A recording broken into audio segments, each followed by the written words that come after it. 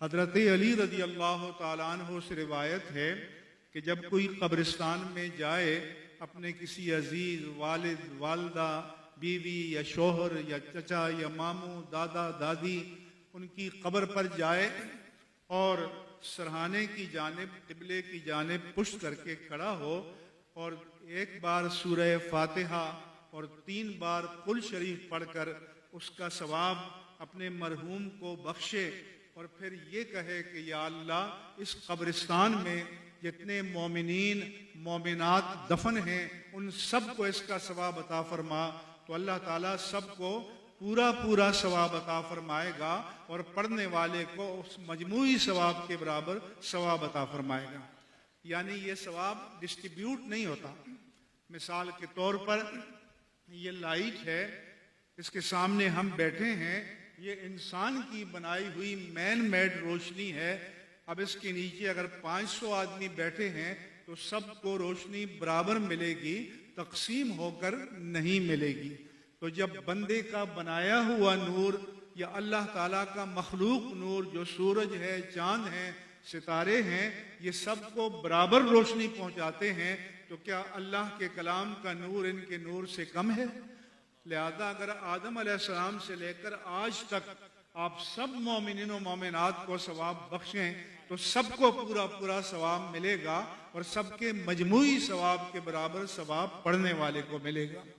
حضرت سعد نے رسول اللہ صلی اللہ علیہ وآلہ وسلم سے پوچھا کہ ان امی افتتلت، کہ یا رسول اللہ صلی اللہ علیہ وسلم میری ماں کا اچانک انتقال ہو گیا ہے، جیسے آج کل ہارٹ فیل ہو گیا اور انتقال ہو گیا، برین ہیمریج ہو گیا، کوئی اور بات ہو گئی، تو اظن انہا لو تکلمت تصدقت، مجھے پکا یقین ہے کہ اگر میری ماں کو مرنے سے پہلے چند لمحوں کی فرصت ملتی تو وہ کوئی صدقہ کرنے کی وصیت کرتی۔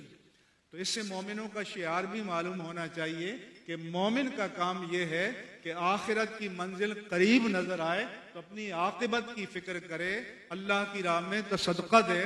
تو انہوں نے اللہ کے رسول سے پوچھا اتصدق عنہا ام لہا اجر، یا رسول اللہ اب اگر میں اپنی ماں کی طرف سے صدقہ کروں تو انہیں اس کا ثواب ملے گا؟ حضور نے فرمایا تمہیں بھی ملے گا اور انہیں بھی ملے گا۔ اور اس زمانے کے اعتبار سے آپ نے فرمایا کہ بہترین صدقہ پانی ہے، کیونکہ مدینہ منورہ میں پانی کی قلت تھی، اس لیے انہوں نے ایک کنواں خرید کر اس کو مسلمانوں کے فیض کے لیے وقف کر دیا، اور اس کا نام ہی تھا بئر ام سعد، ام سعد کا کنواں۔ اس سے یہ معلوم ہوا کہ ہمارے یہاں جب لوگ کہتے ہیں کہ یہ 11ویں کا بکرا ہے یا یہ 12ویں کے لیے ہے یا یہ فلاں بزرگ کے لیے ہے، تو کچھ لوگ کہتے ہیں کہ یہ بدعت ہو گیا۔ تو اب یہ حدیث پاک میں ہے کہ بئر ام سعد، کیونکہ جو ہم نام لیتے ہیں، صدقہ کوئی بھی کریں، خواہ کوئی جانور کریں، مالی صدقہ کریں، نقد صدقہ کریں، کوئی اور چیز کریں، تو وہ اللہ کے نام ہوتا ہے، وہ عبادت ہے، اور عبادت اللہ کے نام ہوتی ہے۔ بندے کا نام ہم ایصال ثواب کے طور پر رکھتے ہیں، جیسے جامع مسجد ابو بکر صدیق، جامع مسجد عمر، جامع مسجد عثمان، جامع مسجد علی۔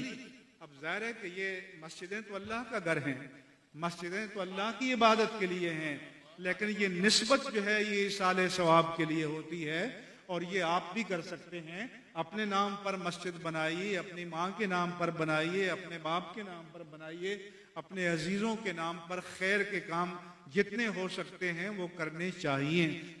قرآن مجید میں ہے اللہ تبارک و تعالی نے سابقون الاولون، مہاجرین و انصار، صحابہ کرام رضوان اللہ علیہم اجمعین کا تذکرہ کیا، اور فرمایا کہ والذین جاؤوا من بعدہم، اور پھر جو ان کے بعد آئے، یقولون، واللہ کی بارگاہ میں التجا کرتے ہیں، دعا کرتے ہیں، ربنا اغفر لنا ولاخواننا الذین سبقونا بالایمان، اے ہمارے پروردگار تو ہمیں بخش دے اور ہمارے ان بھائیوں کو جو ہم سے پہلے ایمان کے ساتھ چلے گئے۔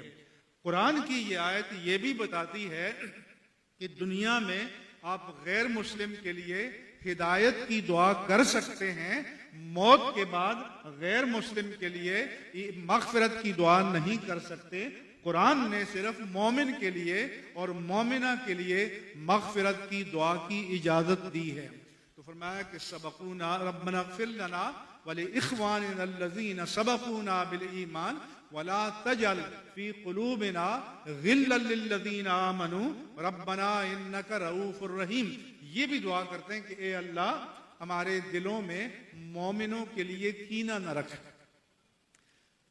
اور دوسری آیت ایک حدیث پاک میں ہے، حضور کی مجلس برپا تھی، صحابہ کرام بیٹھے ہوئے تھے، آپ نے فرمایا کہ کوئی جنتی کو دیکھنا چاہے تو بھی ایک شخص آئے گا اسے دیکھ لے۔ تھوڑی دیر میں ایک انصاری صحابی آئے، وضو کر کے آئے، ہاتھ میں جوتا پکڑا ہوا تھا، وضو کا پانی ٹپک رہا تھا، وہ چلے گئے۔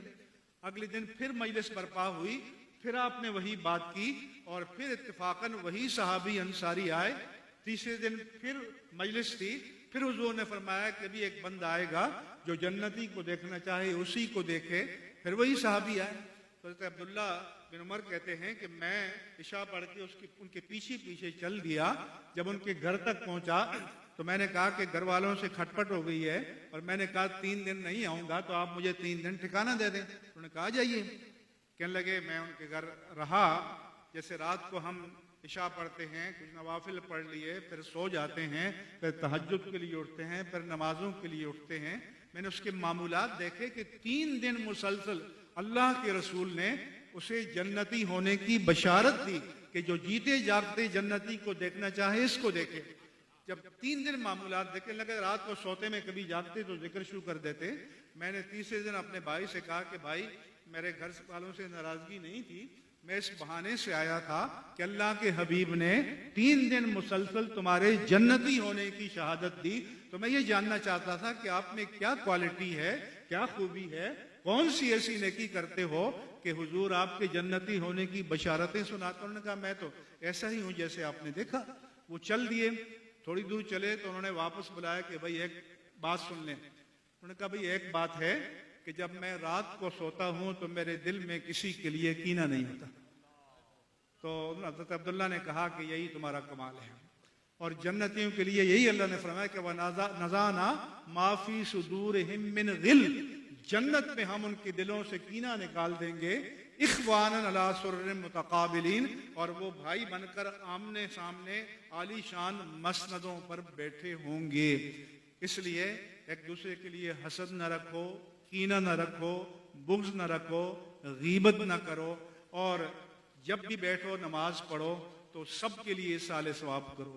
ایک بار سورہ فاتحہ 3 بار قرآن شریف پڑھ لو اور سارے اپنے آباء و اجداد امہات و جدات بس یہ کہو کہ جو ایمان کے ساتھ اس دنیا سے چلا گیا، یا اللہ اسے بخش دے اور یہ ثواب اسے عطا فرما۔ اللہ ہم سب کو اس کی توفیق عطا فرمائے۔ وما علیہ الا البلاغ المبین۔